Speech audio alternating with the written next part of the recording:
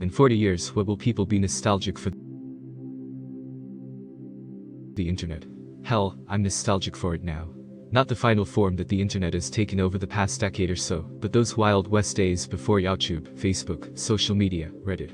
Finding weird-ass sites, GeoCities pages, looking up cheat codes for GTA, hanging out on forums, seeing something go truly grassroots viral, and not just because it's trending on Instagram or something. Those days when no company knew what the hell the internet was or how to market on it, it was just left to the nerds and the kids who were making up the rules as they went along. I miss when the internet felt like a little adventure, rather than a time-sink or utilitarian tool to get the day-to-day done. I read an analogy comparing the internet back in the day versus now to the decline of the shopping mall leisure experience. You go online knowing it was going to be a fun experience, with tons of boutique little gems to delight you. The cool indie blogs. The quirky forums. The pages of jokes not memes put up just for the fun of it. Then you turn off the computer and do something else, satisfied. Now, it's like a mostly cavernous husk, where you circle endlessly between the handful of big sites that have persisted where others have floundered. You check in all the time, but it's just the same old crap warmed up and served up by the same folks, over and over. Just like most things, there's an early conception and test phase that's usually built and expanded by a passionate fan user base. Then once it becomes popular enough the bean counters start to stick their paws into it, then it turns to shit. I know it's become a cliche at this point, but this really resonates with the before it became mainstream feeling.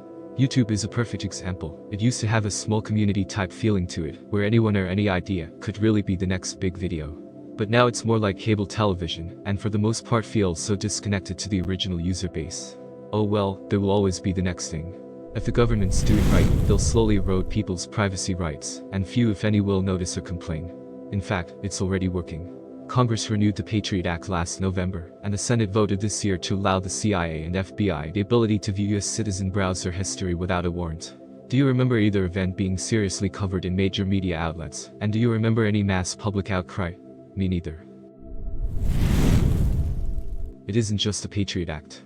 They also try to sneak in anti-privacy laws through other things like FOSTA SESTA and the Internet Acts.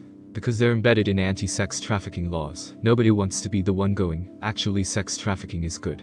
Except, ironically, sex workers and victims of sex trafficking, since they know they aren't actually helped by those laws.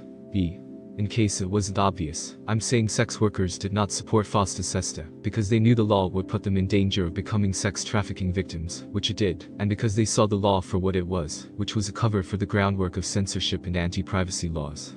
Nobody listens to sex workers, but they are like the canary in a coal mine for a lot of social issues. 40 years ago was 1980. I was a teenager. If that question had been asked then, some very similar answers would have been given. Clean air, clean water, clean earth, non-radioactive land. Between 3 Mile Island and the getting hot Cold War, we thought there was a pretty good chance of some kind of nuclear apocalypse. Various species of animals, neither the California condor nor the American buffalo, among others, were looking too good. There was some general fear about computers, and what they would do, see films like 1983's War Games, and yet, here we are. A little better in some aspects and a little worse than others. 2020 is quite a downer of a year, but human beings are endlessly optimistic and adaptable. I predict in 40 years we'll look back on some of our fears today, like 80s folks look back on things like Genesis's Land of Confusion video, a little nostalgic, a little embarrassed, and a little humbled by both how much and how little has changed. Flipping through cable aimlessly, not really sure what will be on any channel, and just going till you hit something decent. The place I'm at now has free cable included, and sometimes I'll waste hours just flipping through. It feels just like the early 2000s again, and is a crazy throwback feeling to watching TV before everything was on apps and on demand. You kinda forget you used to watch TV by finding the channel, and how you felt like you just found $5 if you happened to catch a good episode rerun of one of your favorite sitcoms late at night, when most of the channels were doing late night infomercials. Or how if you couldn't find anything good, so you just sit there and watch an infomercial about Bowflexes for half an hour. And watching the news air on TV instead of getting news through YouTube videos or posts on social media. If you wanted to know whether it was going to rain that weekend, you had to wait till the news cycled back to the weatherman every 20 minutes or so. Having to plan bathroom sprints around commercial breaks so you didn't miss a big play during a big championship game. The experience of watching porn by Cinemax late at night when everyone else in the house was asleep. Planning your whole afternoon around getting all your errands done by dinner time so you could catch Jeopardy or Judge Judy. Watching cooking shows in your underwear and trying to write down a recipe and getting mad because you missed a step and it's live, so you can't rewind it like you can now with DVR or on demand. On a lighter note, I think by then a lot of gamers will be in old age.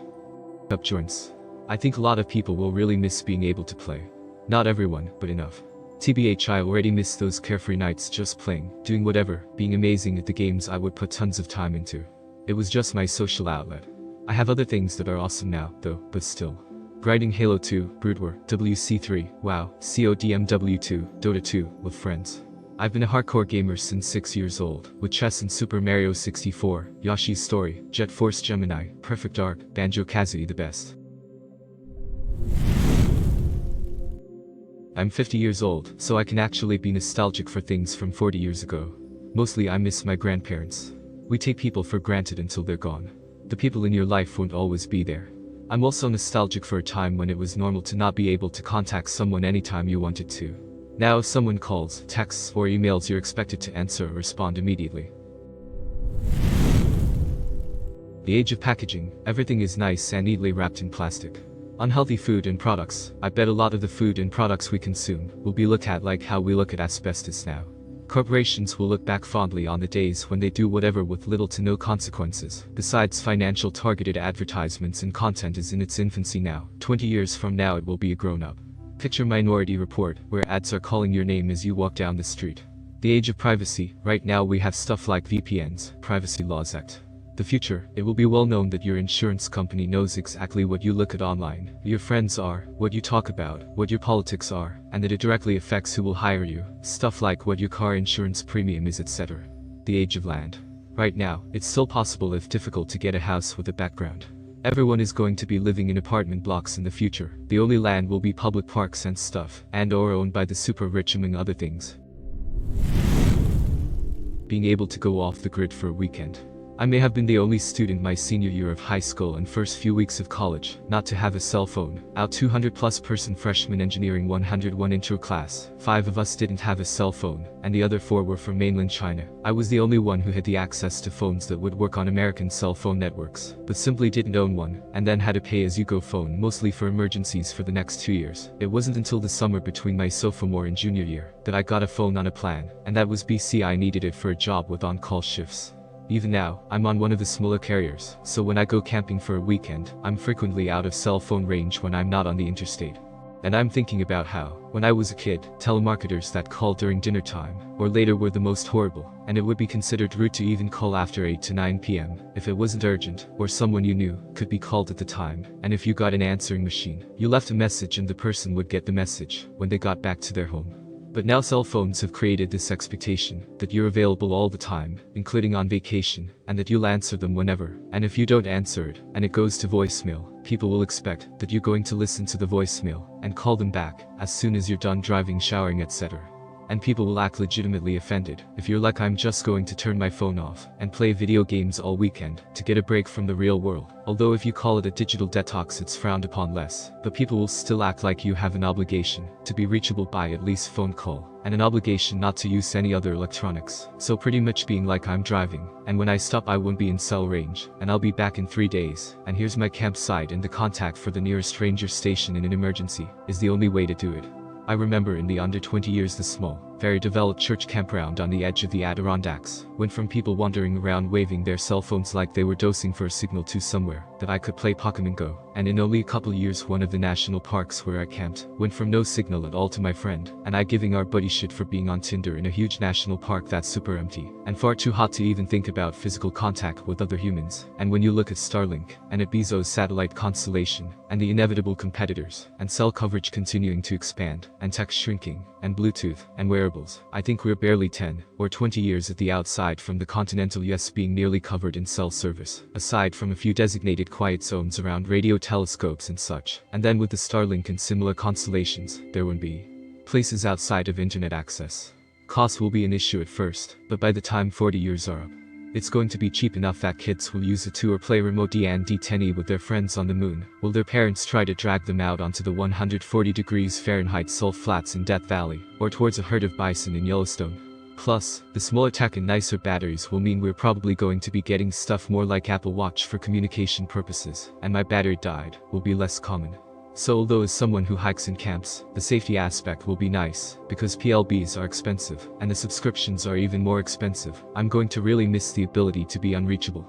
Then again, maybe I can just be a crotchety old person who doesn't hold with this newfangled tech all the kids are using, so someone has to go find a device that works with an old-fashioned cellular network to contact me.